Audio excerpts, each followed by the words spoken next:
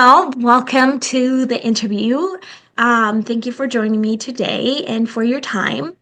Um, this interview it's recorded. It's for a course that I'm currently taking. I'm gonna ask you some questions. I will not provide any feedback whatsoever. You please answer the questions as you feel um, best. And first, let's hear about yourself a little bit. Okay, my name is Manuel Carrillo. I'm from Costa Rica. I have been Sofia's family attorney for quite a while and hope everything goes okay. And I think that can help you with the answers that you request. Okay, great. So, um, the answers are going to be up to your interpretation from the questions that I'm going to start. So I'm going to start the first question being what factors do you believe have the biggest impact on your team's satisfaction and overall performance?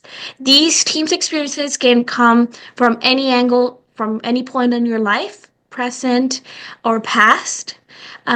Just answer the question as you believe best. Okay, I will say that the most important issues are honesty and work. Those are the two things that you really request on a team to work properly. Okay, perfect. Um, the second question is, can you describe a time when a team member exceeded expectations? What do you think drove their performance? Can you repeat it? I have a doubt in one word. Yeah, can you describe a time when a team member exceeded expectations? What do you think is that drove their performance? Yes, I think that when you're speaking about specific terms or specific items, you can find very easily when they are moving away from the process, and you can recall that on time to make it work. Okay. What do you think drove their performance? Distraction is one, and the other one that is important and very important is the knowledge that they have on the speech that they are given. Okay, perfect. Question number three will be how do you ensure that your team feels their contributions are directly connected to a meaningful outcome? How do you ensure that your team feels their contributions are directly connected to meaningful outcomes? When the working in team, the answers to the questions that you originally made to start the investigation or start the the issue, the problems that you're going to be resolving. If they satisfy the whole group and you confront them with reality, then you will know if it will work or not. Okay, perfect. Thank you. Have you ever noticed a change in team dynamics when certain members receive recognition or rewards? Yes, I have been in that position several times. And all depends on the ability of the person for investigations and a speech. Sometimes when people have a nice oral speaking wise, then they can achieve better their purpose and they can get benefits among the rest of the group. Sometimes there is people very knowledgeable, but they don't know how to explain themselves. So that's sometimes happens on team groups. Okay, a follow-up question from that question that you just answered is what was the impact? The impact could be has to be really positive among the team because one of the members has been an award. If you do not accept that on a team, you're not part of the team. Okay, perfect. Thank you. Now we're moving on to question number five, which will be what do you think helps team members feel comfortable sharing new ideas or admitting mistakes? The leadership of the group is really important. Who leaders the group and put the basis for the relation between the members is probably the most important issue. And the other fact that is really important among all of them is the honesty of the knowledge that they have on the item that they are investigating. Okay, perfect. Thank you. Question number 6 will be, how do you adjust your leadership approach when managing different personalities within a team? It's important that the leader, first of all, has knowledge of all the persons. He has to have at least 5 minutes to find out how they are, what do they like, how do they dress, how they move, and all that gives him an idea how to approach each of them. Because there are members of the group that you can assign some things to certain persons and others to another kind of person. So it's something that the leadership has within himself, and he can probably find out very easily which is the interaction part of each of the members. Okay, perfect. Thank you. Moving on will be, can you share an example of how you've navigated a situation where a team member was disengaged or unmotivated?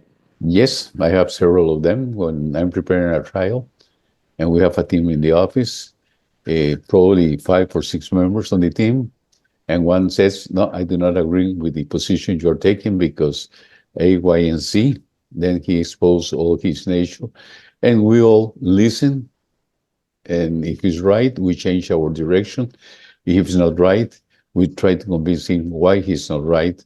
But that's something that happens very often in teams, working teams, because most of the people doesn't think exactly the same. So the important part of the leader is to make everybody understand things are going the way they have to go. And when you have a team, majority decides. Okay, perfect. Thank you. The next question will be, what do you believe helps teams stay motivated and engaged over time, especially after completing major projects? Okay. The most important part to have a team together for a long time is that all the members of the team work hard, are honest between them, and that there is no uh, uh, issues that will affect emotionally to the members of the team. You have to avoid getting involved among them and just be friends, and that's it. Okay, perfect. In your experience, what forms of acknowledgement or feedback seem to resonate most with team members? Let me repeat the question just in case. In your experience, what forms of acknowledgement or feedback seem to resonate most with team members? Okay, the most important part over here is the knowledge that each of the members have on the problem that they are solving or the project they are handling. Because if they have no knowledge, then they will be on the back of the team. If they have as much knowledge that they have, then they're going to be more involved, and then the team will work faster and will work a lot better than having somebody that doesn't have knowledge. So the important issue over here, and with the technical things that we have to there, like ChatGPT and some other issues like Google and all that, you can really obtain a larger experience on issues that on before. When I become an attorney, we have to go to the library, start reading books and reading sentences and judgments and everything to come out with an idea. Today is a lot easier, but at the end, knowledge is important for the project. Okay, perfect. Question number 10 will be, what do you think makes some teams collaborate more effectively than others, even when everyone has similar skills?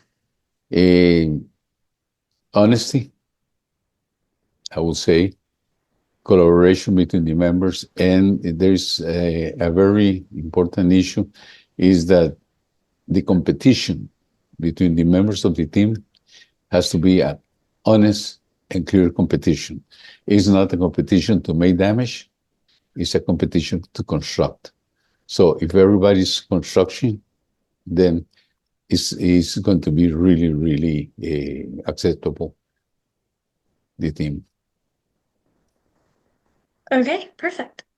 The next question will be, how does it has two sub questions, so we're gonna target first one. But how does the overall team culture influence individual motivation levels? Repeat it. How does the overall team culture influence individual motivation levels? You can take a Uh, minute to think about this and resonate however you need, but no, no, it's this is a main part of the leadership of the group. The leader has to really have to balance how things are going to be being managed and try to avoid somebody to go out of the process, and that happens very often. okay. The second part of this question is, have you observed any cultural shifts that significantly improved or hindered team performance? Yes, it happens very often also that you have different cultures and then they have different ways to see the things. Let's say you have Arab and you have Jewish on the same group. There is a cultural barrier between them, and so it's tough and really hard to manage it sometimes. Okay, perfect. Um, the last question will be, how do you align team objectives with individual team members' personal and or professional goals? Those are the basis of the leadership. The leader has to be capable to achieve the interest part of each of the members with the goals of the team. If you have your own goals and I have my own goals, the leader has to see how he put both together to obtain the major benefit for all the group. Okay, perfect. Those were all the questions. Thank you so much for your time and for your knowledge and sharing. Any additional comments or questions or concerns that you have? No, I think that that's all. I will say thanks for your phone call. I'm glad to help you a little bit.